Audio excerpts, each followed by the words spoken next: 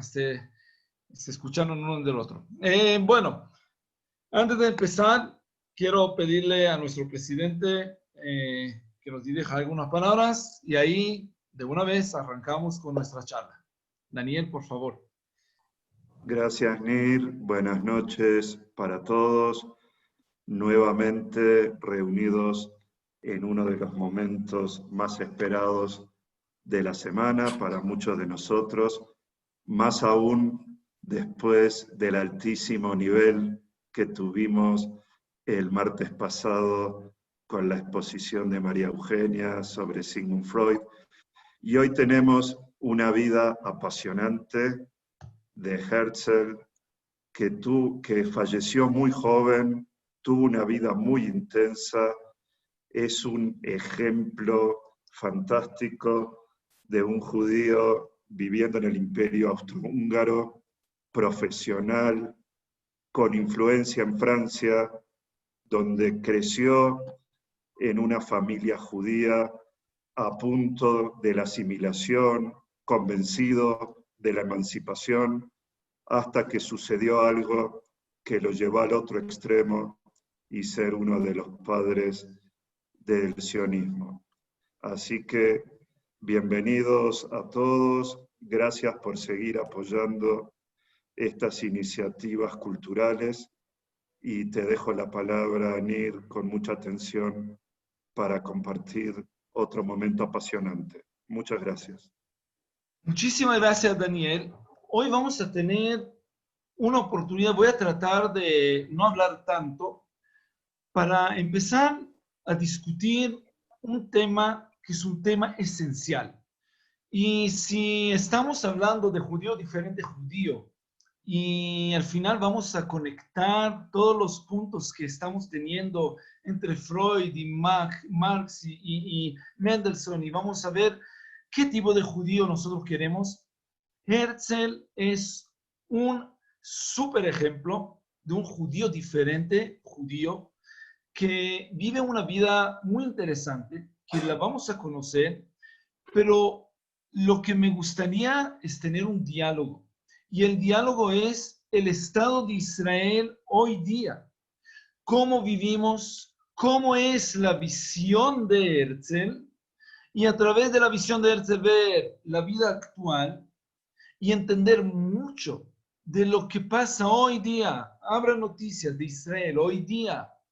Abran noticias y lean del liderazgo de Israel hoy día. Comparen con Herzl y después de esa charla vamos a tener ciertas ideas. Cada uno va a tener obviamente su manera de analizar y por eso se llama historia, porque his story, cada uno con su propio cuento, cada uno analiza los hechos y a mí siempre me fascinó, como los mismos hechos son la prueba ultimativa de la derecha y de la izquierda. Tú viste, hicieron eso y eso, pues no, justamente porque hicieron eso, eso es lo que pasó. Siempre es así, pero igualmente. Hoy vamos a ver la vida de Herzl y a mí me gustaría proponer ciertas ideas. La voy a poner como una idea propia mía. Es mi manera de analizar las cosas, pero más que nada me interesa escuchar el diálogo que vamos a desarrollar a través de esa charla para escuchar y tener el criterio de cada uno de ustedes. Así que muchísimas gracias, Daniel, por arrancar este tema y vamos a arrancar directamente por donde tú lo dejaste. Herzl nace en ese imperio húngaro, pero está inmigrando de una vez. O sea, ellos salen de ahí. La familia de Herzl es una familia judía, pero ya una familia judía diferente. ¿Por qué? Porque ya no son los ortodoxos que nosotros conocíamos antes, aunque ellos mantienen ciertas normas o cierta vida judía en la casa, no es una familia judía de la manera que nosotros a lo mejor imaginaríamos unos 50 años antes. Entonces, ellos ya tienen un judaísmo más liberal, son muy cultos. El papá hizo mucho dinero, lo perdió y luego lo hizo de nuevo. Era un banquero también. Hicieron unos negocios interesantes. Herzl mismo empezó a estudiar y se encontró con mucho antisemitismo en su colegio. Cuando ellos se inmigran, él mejora sus notas y se inmigran otra vez, sale del colegio, él no puede estudiar en ese colegio donde él empezó. De todos modos, cuando Herzl empieza a estudiar, estudia leyes, termina, es abogado. Lo estoy saltando rápido porque la verdad que el hecho de que sea abogado no es un gran orgullo, tampoco es una vergüenza, pero él no ejerce como abogado. Él trabaja un año y descubre de que, como otros judíos, él no puede avanzar en esa profesión. ¿Por qué? Por el antisemitismo. Ahora, ustedes podrían decir, bueno, es obvio porque Herzl es sionista. Él vive en la peor época al nivel antisemitismo, es la cuna del nazismo, es lo que sucede después, es una consecuencia, solamente una persona ciega no lo va a ver, pero es mentira. Primero, la mayoría de la gente no lo veía. Segundo, Herzl mismo no compartió esa visión. Herzl deja de ser abogado porque hay ahí ese techo que él no lo puede romper. Él nunca va a poder salir de esa manera de que él es judío y tampoco quiere. O sea, él defiende su judaísmo de cierta manera, pero él no ve futuro como abogado. De todos modos, él empieza a escribir, tiene bastante éxito. Yo siempre escucho que dicen que sus obras eran muy malos y mediocres. No comparto la idea. ¿Cómo? Porque dieron esas obras, primero que tenían muchas, y las dieron en toda Alemania, salió de Alemania. Tenía obras, digamos que no era Shakespeare, estamos de acuerdo, pero tampoco era algo tan malo como la gente a veces quiere proponer, pero de todos modos, él escribe unas columnas y él escribe en alemán, él aprende, él es muy culto, sabe un montón, de Vina. ¿Qué podemos esperar en este lugar donde salen todos los grandes? Sale también Herzl y nosotros debemos conocer esa vida que él tiene al principio. Él escribe en un periódico, de hecho él tiene en ese periódico muchos méritos que luego a lo mejor vamos a mencionar uno de esos méritos, pero él en ese momento está en una situación donde ve el judaísmo como un problema que hay que resolver. Él comparte, y voy a decir acá algo que no sé si ustedes conocen, pero Herzl al principio estaba seguro que la manera correcta para poder resolver el problema de los judíos es que los judíos se asimilen, que se conviertan todos cristianos, y si ellos son todos cristianos, ya no va a haber problemas del judaísmo, y él cree que la solución del problema de los judíos es hacer un bautismo masivo de todos los judíos. Estamos hablando de Herzl. No sé si algunos de ustedes escucharon de esa idea, pero esa es la idea principal que tiene Herzl cuando él empieza la vida. Él cree que si los judíos, o sea, que los antisemitas son antisemitas por algo. Hay un motivo. O sea, no podemos negar de que los judíos, como dicen que las brujas no existen, pero que las hay. Bueno, él dice, los judíos no son tan malos, pero si los odian tanto, si hay tanto rechazo, si vemos tantas actitudes que no son las mejores, en esa raza, en esos judíos, debemos entender que hay acá un problema. Y él está pensando seriamente en hacer un bautismo masivo, y eso lo piensa en 1893. Ese es el pensamiento que él tiene. Luego él va a arrepentir mucho y va a decir que ese pensamiento es un pensamiento que solamente demuestra una desesperación que él tenía. Y cierto, es desesperante ver que todos te odian y no hay nada que hacer. Él escribe una obra que se llama El judío que está en el gueto, que quiere salir del gueto, y este judío termina ahí y dice, quiero salir. O sea, Herzl quiere salir de este gueto, recibir la aceptación de la sociedad cristiana, pero sin perder su judaísmo, pero él no le ve tanta importancia o tanta drama de si es católico o si es... Bueno, si tenemos que recibir el pasaporte católico, lo recibimos, hay que echar un poquito de agua, lo hacemos, no le veía la importancia. Él cambia de su opinión. Él empieza a entender de que hay acá algo mucho más importante que eso, pero me llamó la atención una carta que él escribe, y él escribe a Benedict, él escribe ahí y le dice,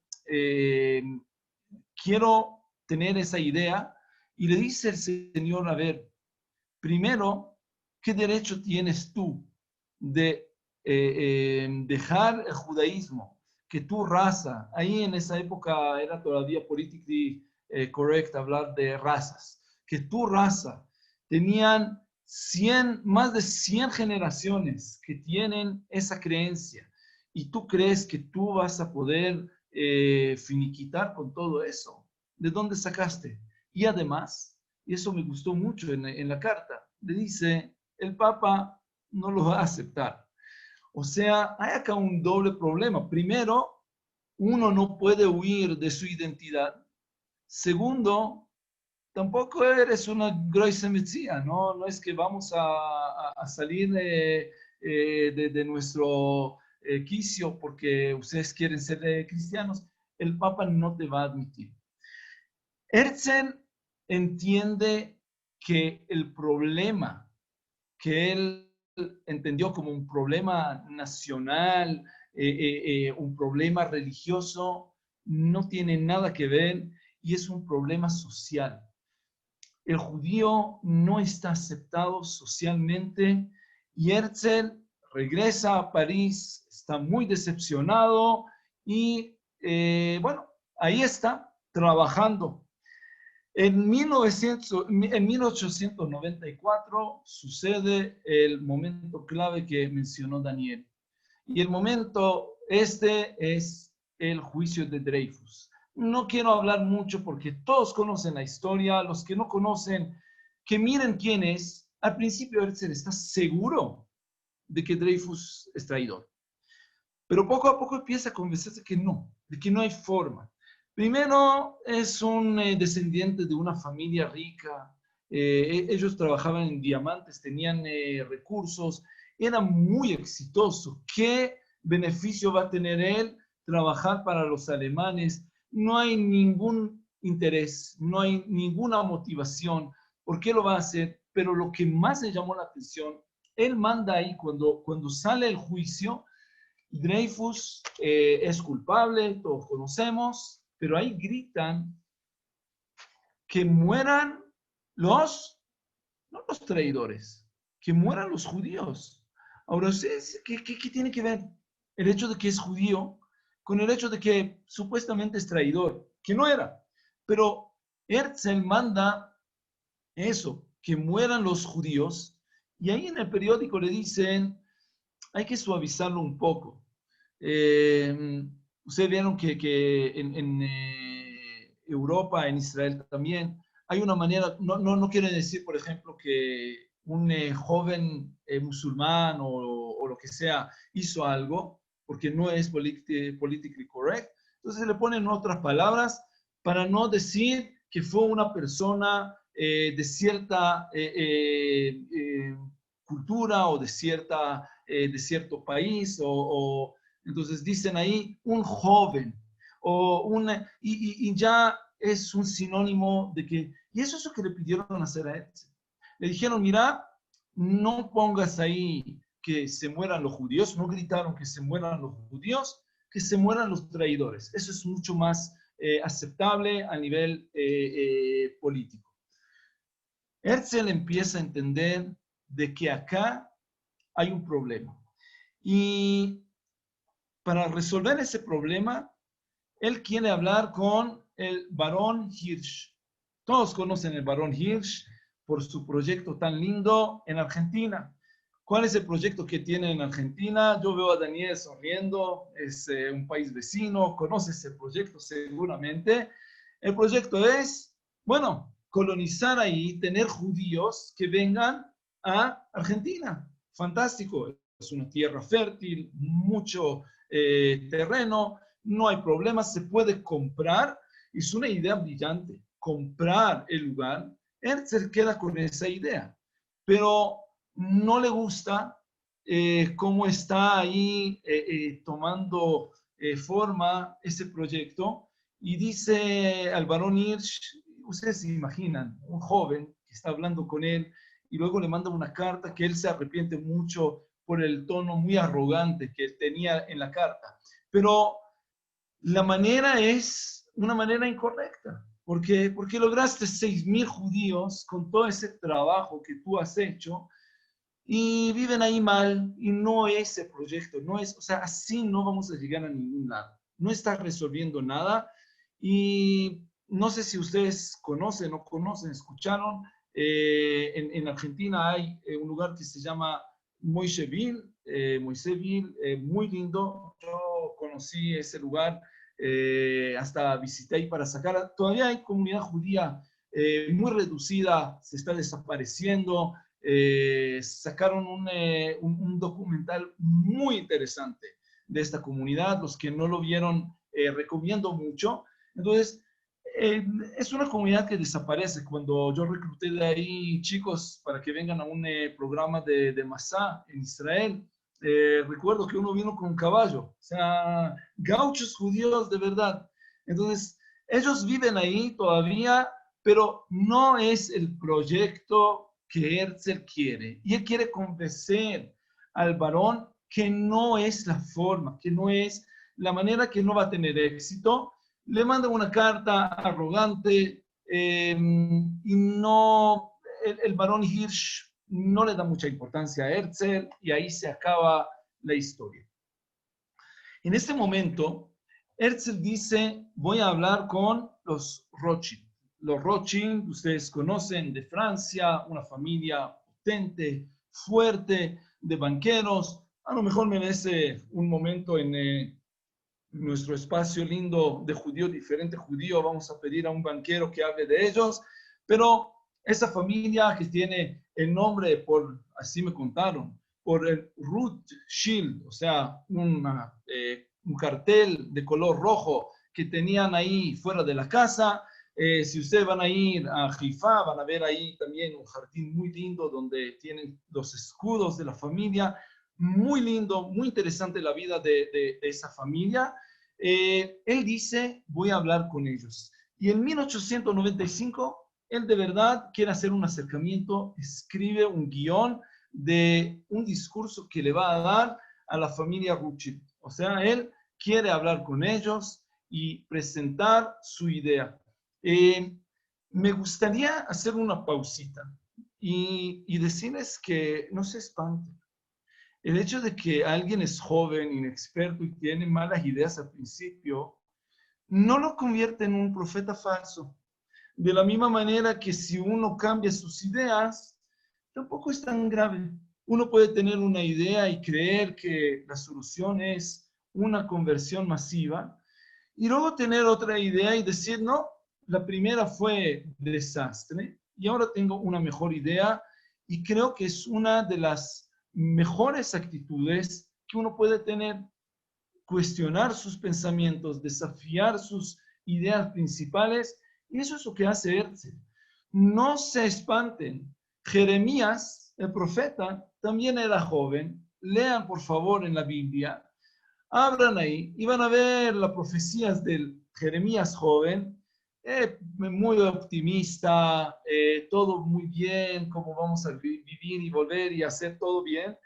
Y luego lean cómo él está profetizando el futuro cuando crece más y tiene un poquito más de experiencia y lo desastroso que todo es. Las circunstancias se cambian y las ideas también deberían cambiarse con las circunstancias. Yo diría que solamente un burro puede vivir tantos años y vivir con la misma idea sin cambiarla. Las circunstancias se cambiaron tanto y tú tienes la misma idea que tenías cuando empezaste el proceso. Así que les pido un poquito paciencia con Herzl joven. ¿Por qué? Porque sus ideas son crudas. Él entiende que hay un problema, identificó un problema y también para eso tardó bastante. Al principio entendió un problema nacional, ahora entiende que es un problema social, ahora entiende que hay otro tipo de problema que no lo identificó. Y poco a poco va a tener más claridad. Y cuanta más claridad va a tener Herzl, también sus soluciones se van a cambiar. Así que empezamos el camino. Herzl empieza a entender algo y su papá le hace caer en cuenta de que no es la manera. No hables con el Rothschild, sino tú tienes que hablar con las masas. Directamente, con ese discurso que tú le ibas a dar a Rothschild, ve con las masas.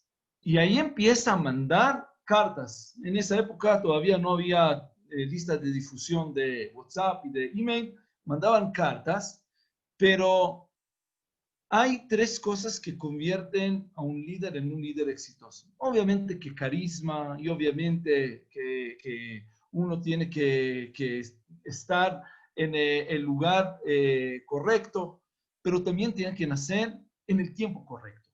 Y es un tiempo justo para ese tipo de pensamientos, porque la emancipación es algo que todos tienen. Toda Europa está llena de esos pensamientos y Herzl está hablando con gente que quiere escuchar. Si ustedes creen que las ideas de Herzl son ideas nuevas, no es nuevo, nada es nuevo. De hecho, Pinsker escribe su libro Emancipación 15 años antes.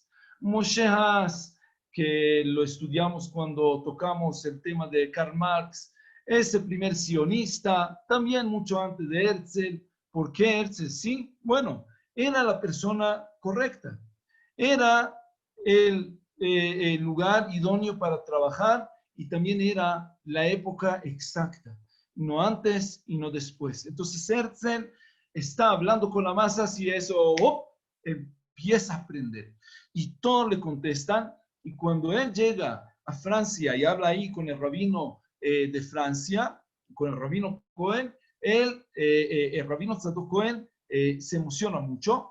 La demás gente no tanto. O sea, los intelectuales no le ven la gracia, pero Max Nordau, que ustedes seguramente conocen y escucharon, se entusiasma mucho. Y como es una persona conocida ya en esos medios y como hay mucho entusiasmo, Herzl empieza a pensar en el primer congreso sionista que él quiere hacer.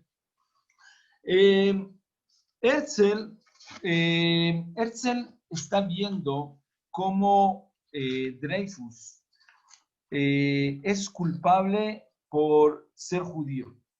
Y ahí él logra sacar la idea que para mí es una idea clave. A mí me gusta mucho la manera de pensar de Herzl y voy a citar mucho y mucho de lo que yo estoy tratando de analizar, lo analizo a través de ese panorama muy particular de Herzl. Pero él llega ahí a un entendimiento y él dice, mira, nosotros no somos una raza. Si tú hablas de una raza que tiene que llegar a tener un país, y solamente así puede tener el país. No es así. Yo creo que somos una unidad histórica. O sea, si ustedes piensan bien, ¿qué es lo que tiene en común el yemenita, marroquí, polaco y ruso que están en Israel? Nada. O sea, de hecho, tienen tan poco en común, son razas diferentes, por decirlo así, si piensas en esos términos de hace 150 años. No tienen nada que ver, pero es la misma unidad histórica y eso es lo que ve Herzl y eso es lo que él destaca como la cosa importante para poder fundar una nación. Si tú quieres una nación, no necesitas buscar que las personas, los particulares, sean de la misma raza, entre comillas, sino que tengan la misma unidad histórica. De hecho, cuando él habla del idioma, él no ve cómo va a ser posible hablar en el idioma hebreo. Él no ve cómo eso dice, es un idioma muerto ya 2000 años, no hay forma. Eliezer Ben Yehuda no estaba tan de acuerdo, pero el mismo Eliezer Ben Yehuda, cuando falleció Herzl, salió y lloró y dijo, ¿cómo nosotros no hicimos a nuestro Mesías, a nuestro líder, entender de que las multitudes están detrás de él? Él no entiende, Herzl no recibe ese cariño de las masas, todavía él no entiende el valor de este movimiento que él está iniciando. Pero en 1896, él saca uno de los libretas más importantes yo diría, nunca. ¿Por qué? Porque es uno de los manifiestos que ayudan a la creación del Estado de los judíos, y así se llama el Estado de los judíos, 68 páginas, corto, que está dando ahí una cierta visión política de cómo va a ser el Estado de los judíos cuando se construya. Él trata de hablar con el César de Alemania, habla con mucho, tiene muchas ideas políticas de cómo hacer. Él quiere básicamente adquirir tierras y la idea que él tiene es una idea bien capitalista. Él dice, mira, los otomanos, o sea, los turcos que están en Israel, que nos vendan tierras, esas tierras que nos vendan por el precio que valen ahora, y nosotros le vamos a subir el valor. ¿Por qué? Porque vamos a venir ahí, somos gente muy creativa, etcétera. Va a subir el valor, ellos van a tener más. Vamos a comprar acciones y bonds y lo que sea de Turquía, le vamos a ayudar. Él cree mucho que la economía es la clave, que él va a ayudar a la economía de los turcos, ellos nos van a dar este estado y ahí vamos a empezar en el Estado de Israel.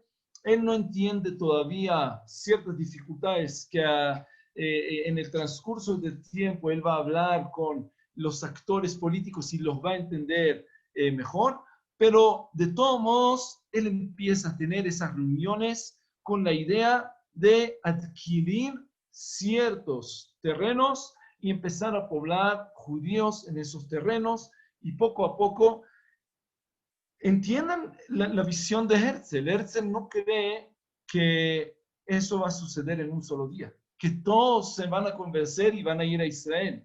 Él dice al principio van a ir los pobres. Y de hecho, qué visión tan completa, porque así empezaron todas las aliot a Israel, desde Ezra y Nehemías, que estamos hablando en la época de la construcción del segundo templo, donde ellos salen del exilio y empiezan, ¿quién sube a Israel? Ustedes dirían que después de rey Koresh, que está dando la autonomía y la libertad religiosa y la forma de construir el Bet HaMikdash, van a subir todos. No, suben los pobres, así está escrito en la Biblia. Los pobres, los pocos del pueblo están subiendo y los fuertes se quedan ahí atrás. Ellos tienen sus empresas, ellos tienen su plata, no tienen la motivación correcta para subir. Ellos van a subir luego con resultados, con prosperidad económica,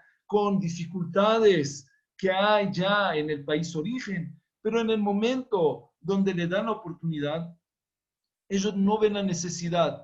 Estamos hablando de 2500 antes. Y también en esa época, Herzl entiende que van a empezar a subir primero los pocos, los pobres. Ellos van a construir, van a empezar de a poco. Es como una bañera calentísima.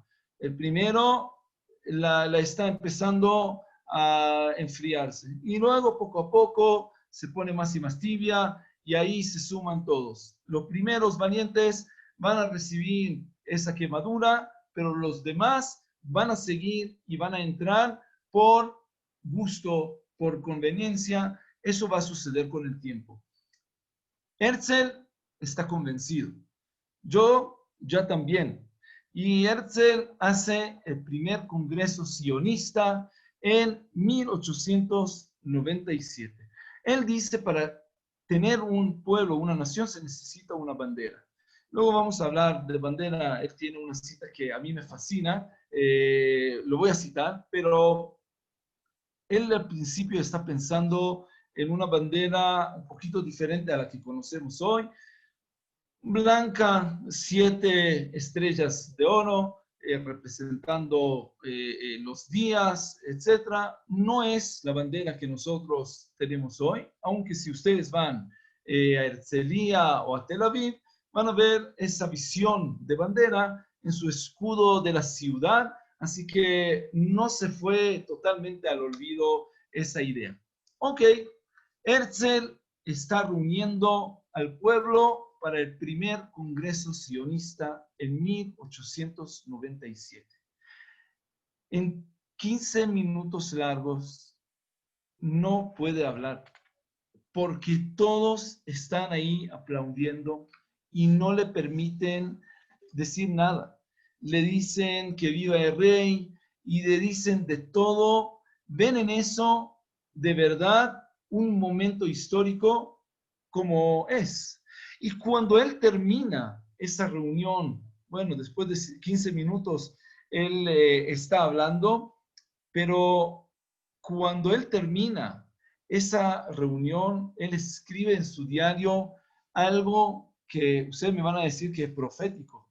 Y yo estoy de acuerdo, aunque ya les dije, él tenía también muchas profecías que no eran buenas, eran profecías falsas. Pero esa profecía tiene exactitud milimétrica.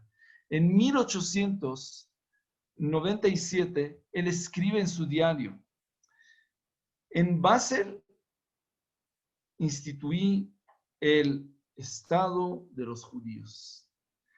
No lo voy a decir en voz alta, porque todos van a creer que soy loco, ¿no? Pero en 5 años. Y seguramente en 50 años, todos van a reconocer que es así. Y 50 años después, 1947, el Estado de Israel empieza. Ahí empieza la guerra de la libertad y una exactitud milimétrica de la visión que tiene Herzl en este momento. Ahora, si ustedes creen que todo funcionó de la mejor manera, no, pero quiero decirles por qué considero la historia de Herzl tan importante y me permito 10 minutos más para terminar y dejar tiempo para preguntas, más que preguntas, tener un diálogo. No vamos a tener tiempo para ampliar mucho, pero el diálogo es más importante que todo lo demás. En este diciembre de este mismo año, 1897, por primera vez, la familia de Herzl no tiene árbol de Navidad en su casa, sino tienen la Hanukkah y prenden la Hanukkah y él está fascinado con el concepto de las velas y dice, mira, así es como se despierta una nación. Una vela y luego otra y otra, y otra, y otra, y así mucha luz que está alejando la oscuridad. Es una poesía, es algo de verdad hermoso, la visión de Herzl, pero hay acá también un cambio de identidad. Si de repente él reemplaza el símbolo que está en la casa por el símbolo ancestral de nuestra identidad del pueblo judío y lo está viendo de esta manera. Ustedes van a decir que no es mucho, pero voy a saltar al final. Cuando él llega a Jerusalén, hacen una expedición a Jerusalén, él tiene que hablar ahí él quiere hablar con el turco que está en Israel y el César de Alemania que llega ahí. Justo él tiene ahí ciertas reuniones, él quiere ya conocer y tener la apertura para comprar esas tierras que él está pensando y ofrecer esa idea. El César está muy a favor de esa idea. Y la historia que quiero contar, para empezar a terminar y no dejar esa historia tan importante al lado. Cuando él llega a Jerusalén, él se golpeó. Ustedes saben que ya estaba bastante mal de salud. O sea, tenía discusiones, se infartó varias veces, tenía, por lo visto, apoplejías cerebrales. O sea, tenía problemas muy graves de salud. Cuando él llega al Congreso Sionista, el sexto, la gente no puede creer, o sea, cuando es el último congreso de él está ahí y la gente no entiende cómo se envejeció tanto, cómo está ahí ya jorobado, con una cara ya bastante...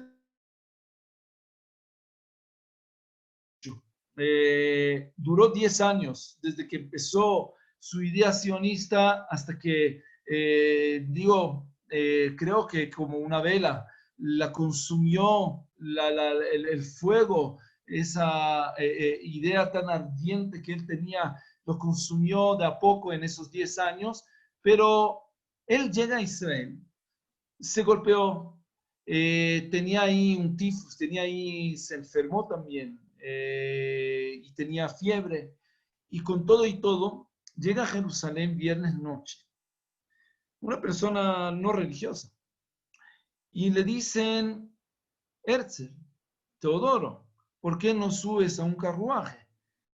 Estás enfermo, estás mal de tu pierna, no puedes caminar, no hay prohibición alágica, en este caso, que subas a un carruaje. Y él caminó más de media hora en Jerusalén para atravesar y entrar a Jerusalén, caminando con un bastón, cojeando, y dijo, no voy a entrar en la primera vez en mi vida a la ciudad sagrada en Shabbat en carruaje. Yo lo voy a hacer caminando. Una visión bastante diferente a lo que podríamos a lo mejor esperar de una persona liberal. Y quiero empezar a terminar porque el tiempo es corto y sí me gustaría dejar una idea clara de ese personaje como yo lo estoy analizando.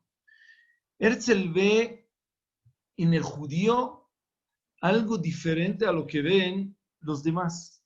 Los religiosos lo veían como una religión.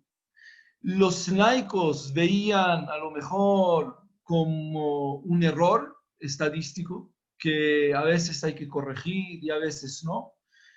Algunos admiraban ciertas cuestiones culturales. Herzl tenía una visión de un país y este país es un país laico que no tiene religión, que de hecho es una casa de muchas naciones, una fusión. ¿Y dónde vemos esa idea de utopía de Herzl? En su libro utópico que se llama Alte Neuland. Y todos acá que hablan alemán saben que Alte Neuland es nuevo, viejo, una tierra nueva, vieja. De hecho, si ustedes preguntan, uy, qué idea tan linda, ¿y dónde está eso en la tierra de Israel hoy día? Ok, la ciudad que ustedes seguramente escucharon se llama así. No, no hay ciudad Alter Neuland en Israel. hay una ciudad con la traducción de Alteneulen y se llama Tel Aviv. Tel Aviv es Alteneulen, inspirado por este nombre. Tel representa algo viejo. Tel es una colina que está construida capa tras capa, o sea, tenemos algo viejo. Y Aviv es la primavera, representa algo, la frescura refrescante de la primavera, y eso es Alte Neuden. Entonces, esa es la visión de Herzl, una visión, él está hablando incluso de los árabes, qué es lo que va a pasar con la gente que vive ahí, y él representa ahí una idea que hoy día firmaríamos, y de hecho cuando hicieron la declaración de independencia, tomaron esa idea de vivir con la gente que vive en Israel como ciudadanos exactos y parejo, y todo bien como cualquier otro ciudadano. O sea, el credo no tiene ninguna importancia en esa utopía de Herzl. Quiero terminar y decir que esa visión de Herzl, de un país laico, mucha innovación. Él está hablando ahí de generar electricidad haciendo un túnel desde el mar del Mediterráneo y el mar Muerto, tener ahí un túnel y el agua que va a salir en esos dos mares van a generar la electricidad necesaria. Es una idea magnífica, tan magnífica que hoy tratan de hacer una idea similar para revivir el mar Muerto, no tanto para generar electricidad, pero él está hablando ahí de cómo plantar en el desierto, cómo va a florecer el desierto, y la verdad que ver el país hoy día es un país que tiene mucho de la visión de Herzl. Creo que Herzl no compartiría ciertas ideas del liderazgo actual. Él, por ejemplo, toda su riqueza familiar, el dote que él tenía de la esposa, que también tenían bastante dinero, todo lo gastó en la idea, o sea, él invirtió en su sueño, en el sueño del país sionista, y no el país sionista invirtió en el sueño de él, pero él tenía otra manera y otra visión. Sí, espero que no me metí demasiado en política, pero creo que también es algo que vale la pena destacar, esa manera de entender el liderazgo según Herzl. Cuando él se muere, el rabino Kook está diciendo que se murió el Mesías. Él lo ve de verdad como el Mesías. Hay dos tipos de Mesías, no vamos a entrar en eso ahora, el Mesías de la casa de Judá y el Mesías de la casa de Yosef, y él lo ve como uno de los Mesías que están salvando al pueblo. Herzl, y con eso termino, le dijo a los Rothschild: ustedes tienen que apoyar mi idea, porque si no van a apoyar, todas las riquezas que ustedes tienen, los van a quitar y luego también los van a matar. Y esas profecías que sucedieron luego es parte de esa idea que él tiene, la idea sionista, donde la única manera que el pueblo logre tener la independencia y pueda vivir como un pueblo es en otro lugar. Y digo otro lugar y no necesariamente en Israel, porque ya les dije, cuando uno tiene idea, a veces tiene ciertas ideas paralelas, se desvía un poco y no tiene nada de malo eso. Él en algún momento está pensando en ir a Uganda. ¿Por qué? Porque ve que no funciona en Israel, no quieren vender, no es rápido, ya necesita una solución rápida. La crítica que él tiene le hace entender y abandonar la idea. Pero mucha crítica a lo mejor salvaría esa idea muchos judíos, si lograría él. Así que no critiquemos tanto la idea, y además no podemos vivir en dos lugares en el mismo tiempo. pero de todos modos, seguramente que si hubiésemos vivido en Uganda, hubiéramos perdido la experiencia de rescate del avión que rescataron de Uganda. Entonces, ¿cómo llamarían a esa operación? ¿La operación de qué? De Israel. Entonces, él nos salvó también de una película. Bueno, no, mentira. Herzl está tomando un liderazgo y él escribe, cuando sea realidad esa visión, ustedes todos se van a acostumbrar y lo van a ver como algo natural. Pero a lo mejor algunos historiadores honestos van a recordar de un periodista idealista, joven, sin recursos, que estaba luchando para realizar esa idea. Y esa idea que él pone en su libro Alte Neulen, en ese libro utópico, donde él dice, si quieren, no es un sueño. Y él dice ahí, todo, de hecho, es un sueño. Y si ustedes lo piensan bien y lo quieren mucho, se puede convertirse en una realidad. Y si no, va a quedar solamente un sueño, una utopía. Termino con última cosa que a mí me parece fantástico de lo que está diciendo Herzl, que a mí me inspira mucho. Y él dice, ¿qué es una bandera sino un pedazo de tela colgado de un palo? No es nada, pero hay gente que va a luchar, va a morir por esa idea.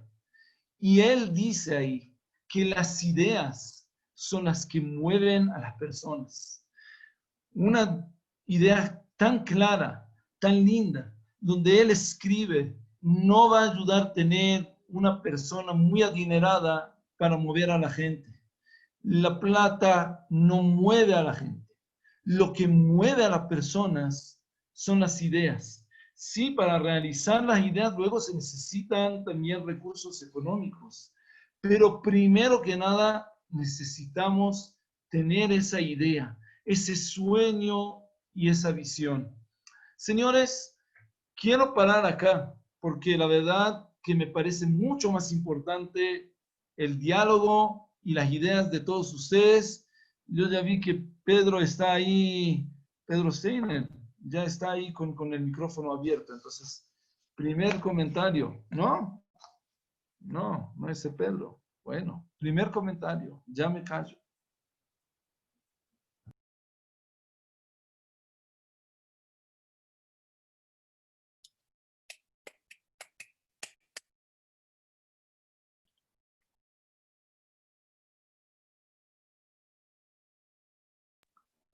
Si no comentas, yo puedo hablar de Herzl también otras 2 horas, no hay ningún problema. Gracias, Rabino, por la charla.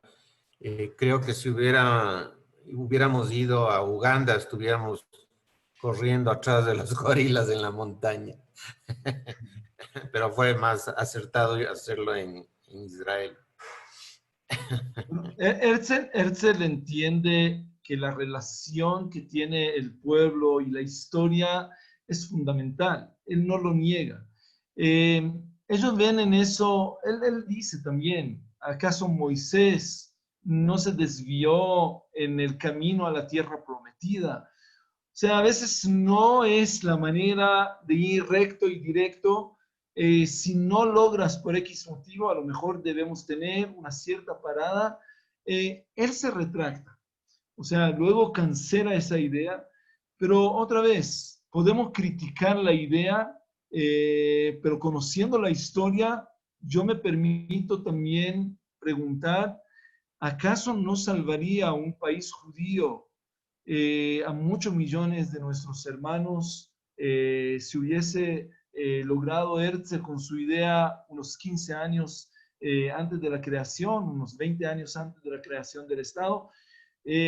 No podemos vivir en esa verdad o realidad paralela, pero sí podemos hablar y decir que la idea es una idea que no fue aceptada en el Congreso, pero decir que es una idea tan absurda, conociendo las consecuencias y conociendo el precio tan alto que pagamos, yo no me atrevo a decir que es una idea tan mala.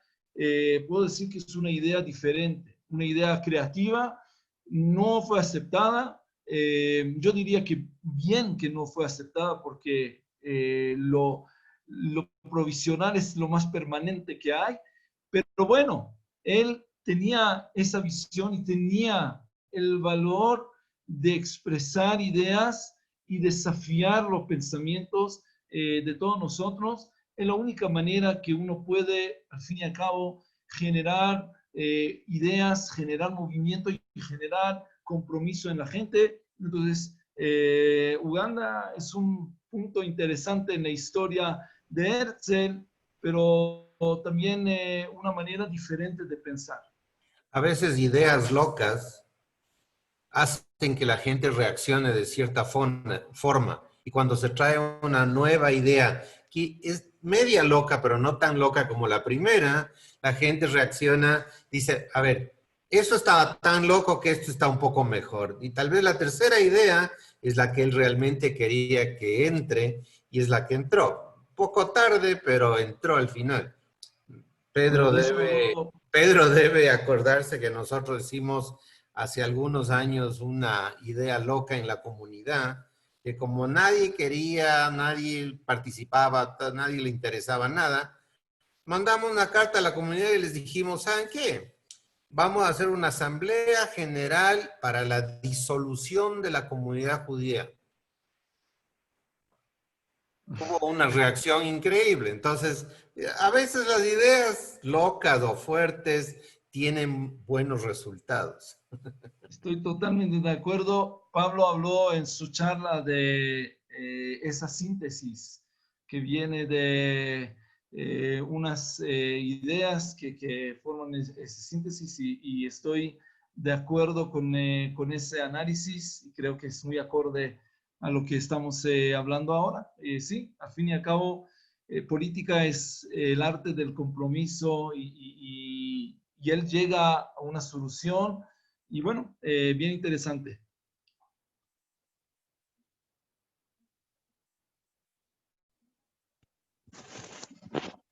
A ver, yo puedo decir un par de palabras.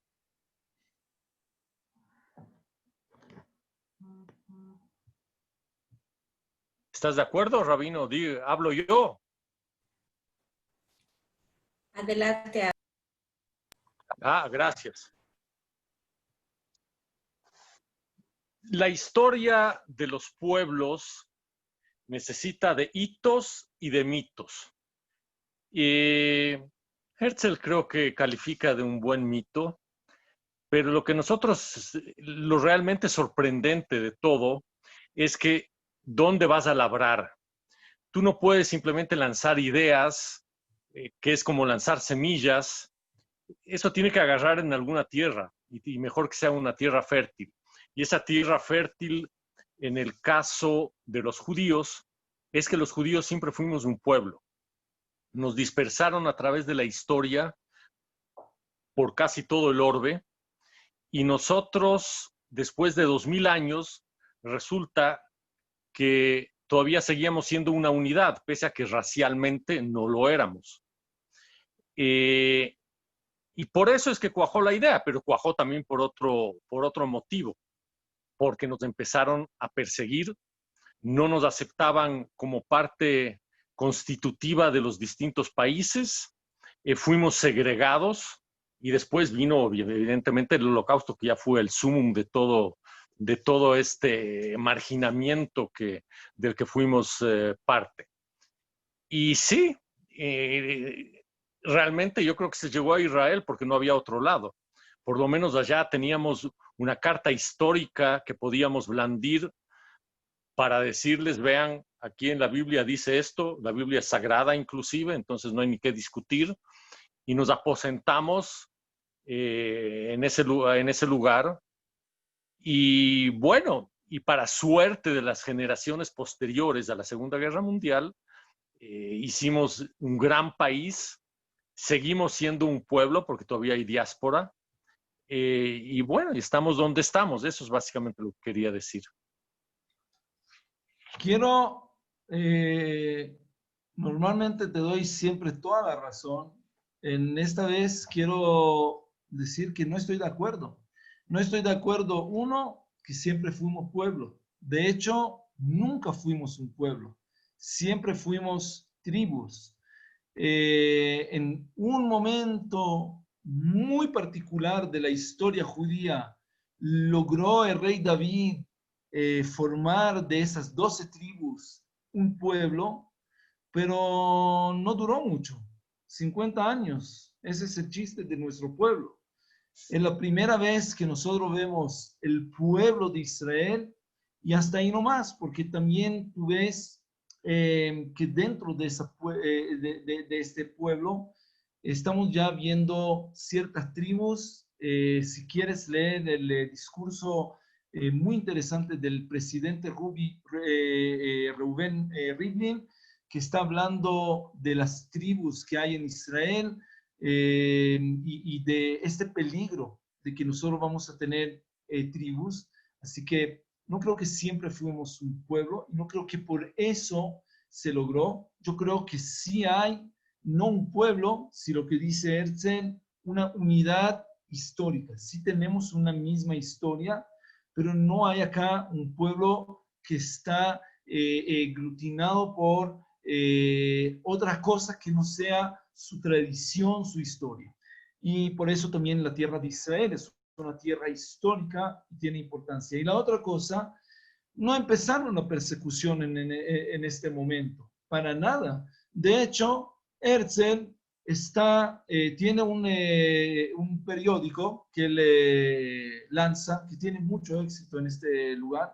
Y cuento eso porque el color del periódico lo puso en color amarillo porque es el símbolo de los judíos, de la misma manera que la estrella de David amarilla, por la manera despectiva que miraron a los judíos.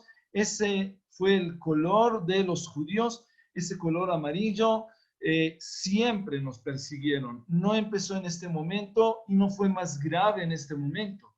No hay que hablar de la expulsión de España y de las matanzas masivas a lo largo de las cruzadas que hicieron a Israel. Siempre hubo antisemitismo, siempre cambió a lo mejor de manifestación, pero creo que no podemos ligar eso al nuevo fenómeno de odio racial hacia los judíos, porque siempre sufrimos de este odio. No es algo nuevo, es algo bastante recurrente en la historia de los judíos. Nir, solamente permíteme hacerte un comentario. Yo justamente es lo que dije, que a través de toda nuestra historia fuimos marginados. En cuanto a pueblo, que es una cosa, que es un tema un poco más interesante, yo sí creo que nosotros somos un pueblo. Eso no quiere decir que cantemos con una misma voz, o sea, discrepancias de toda naturaleza siempre van a existir, pero nosotros aceptamos a la religión siendo o no religiosos, aceptamos una religión, creemos que la tierra de Israel nos une, estamos dispuestos a luchar por esa tierra. Eso es lo que hacen, esos son los valores grandes que hacen un pueblo. Si después discrepamos y tenemos que ir un poco hacia el socialismo o hacia el capitalismo, que antes era un tema, eso no nos impide ser el pueblo que siempre hemos sido. Y mejor que sigamos siendo pueblo, porque es lo único que nos unifica dentro de la serie de discrepancias que manejamos.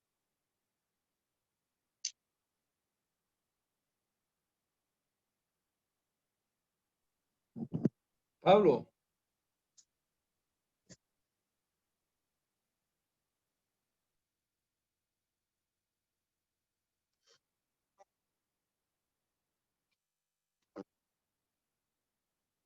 Pablo.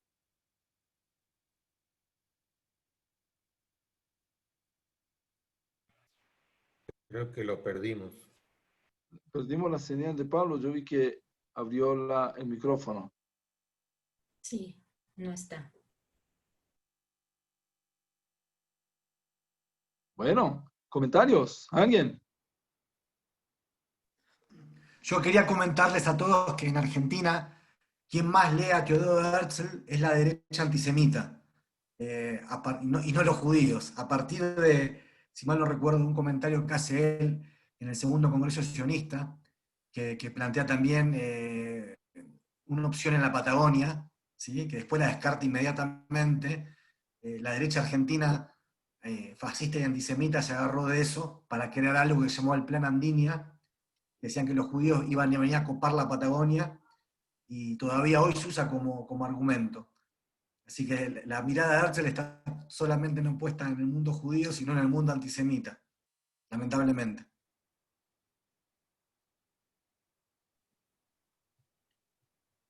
De acuerdo.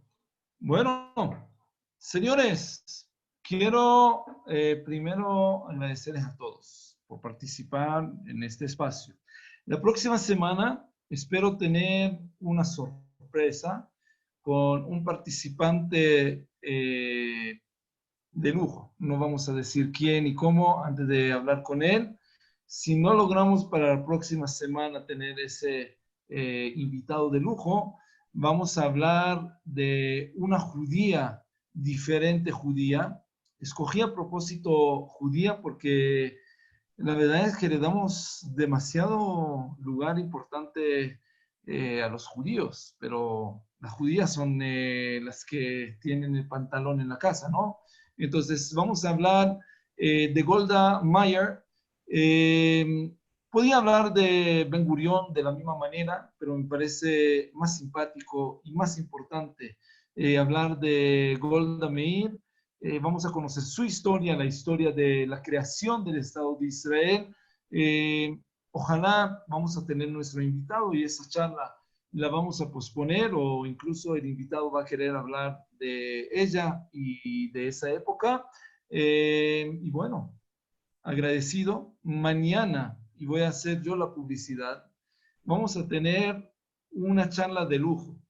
La charla con nuestro querido amigo, socio, director, y no sé qué más quieren que le Mediador. diga.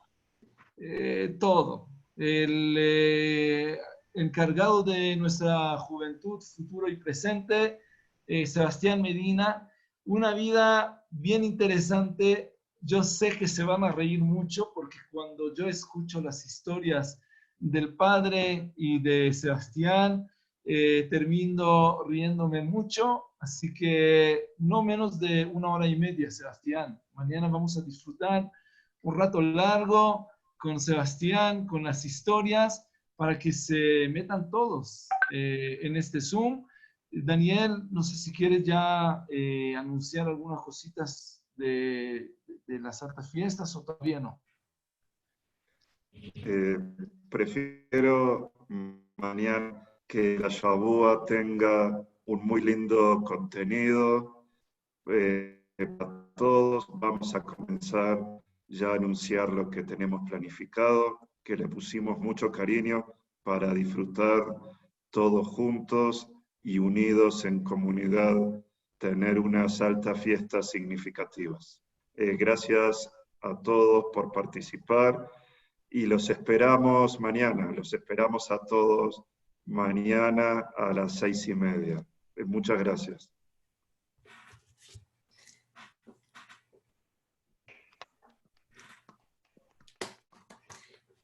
Gracias a todos. Voy a poner finalizar para poderla pasar a YouTube. Gracias, Rabino. Muy buena charla. Chao, chao.